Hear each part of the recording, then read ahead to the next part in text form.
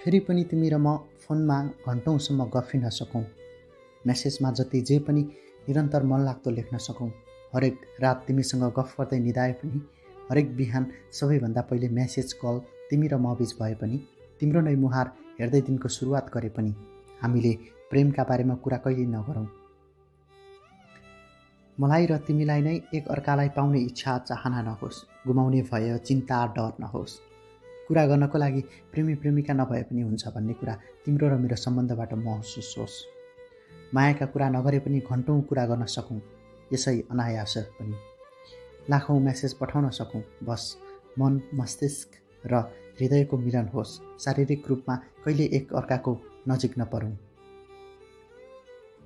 नभेटेरै नछोएरै पनि एक अर्कासँग एक अर्को हौँ। अनि माया गर्नलाई प्रेम सम्बन्ध नै हुनुपर्छ भन्ने पनि नहोस्।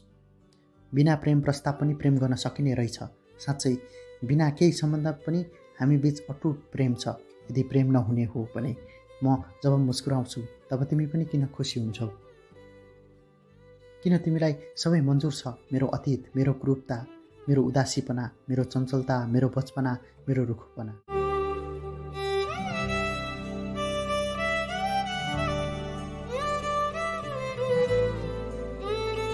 नजरबाट जति टाढा भए पनि तिमी मेरो दिलको आसपास हुनु। सामिप्यताबाट जति टाढा रहे पनि मेरो ढुकढुकीभित्र बस्नु। तिमी मेरो हिम्मत बनेको छौ, मेरो किस्मत बनेको छौ, मेरो सास बनेको छौ, मेरो खास बनेको छौ।